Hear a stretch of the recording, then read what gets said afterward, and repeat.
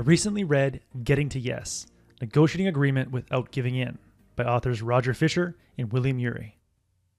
Most negotiations feel like trench warfare. Two parties take a position, dig in, and battle it out. Let's say you're thinking of joining a startup, and you insist on receiving 5% equity in the company. But the founder only wants to give you 1%. So you go back and forth for days, trying not to give in. Your ego becomes identified with your 5% position. So you cling to your position and try not to give in because you don't want to look weak. Then, after a long, drawn-out negotiation process, you agree to meet in the middle. But neither party is really satisfied.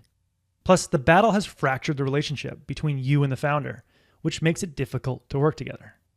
As the authors of Getting to Yes say, standard strategies for negotiation often leave people dissatisfied, worn out, or alienated, and frequently all three. In order to avoid long and bitter negotiations and preserve the relationships between you and the people you negotiate with, it's imperative that you learn and practice a set of negotiating principles from the classic negotiating guide, Getting to Yes. First, try on their point of view. Second, invent win-win agreements. And third, insist on using objective criteria.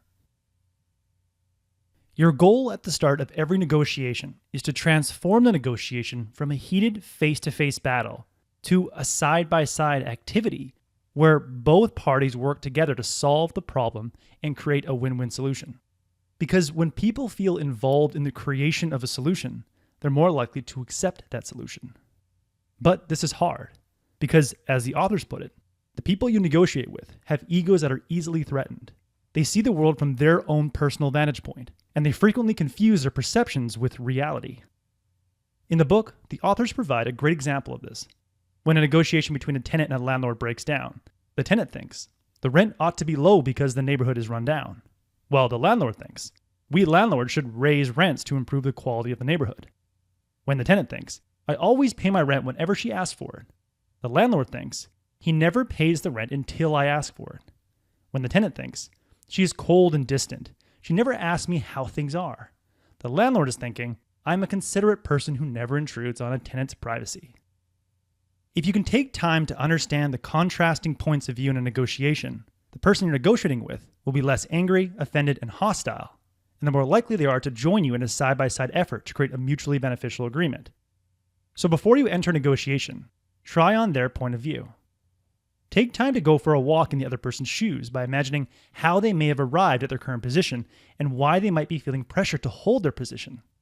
Maybe their boss is pressuring them to not compromise, or maybe their wife is pressuring them to get the best deal possible.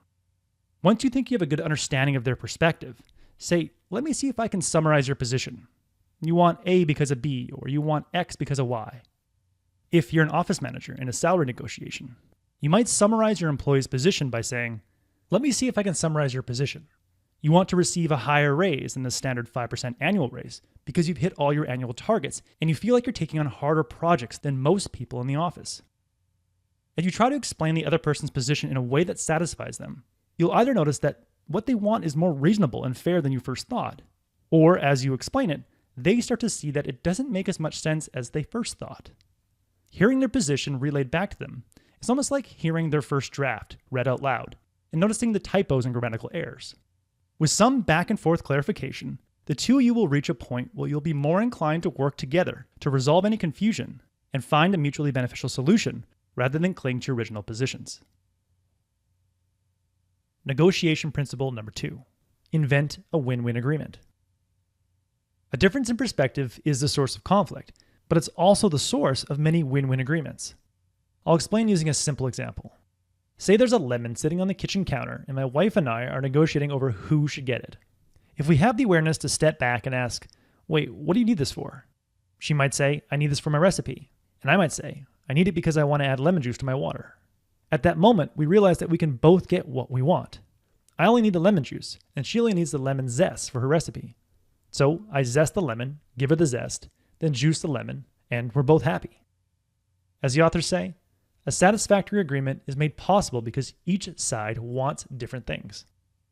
If you're starting a business and you care less about how much of the company you own and more about keeping your expenses low so the company will be successful, You'll quickly reach an agreement with an employee who thinks your business will be successful and cares more about equity than salary at this point.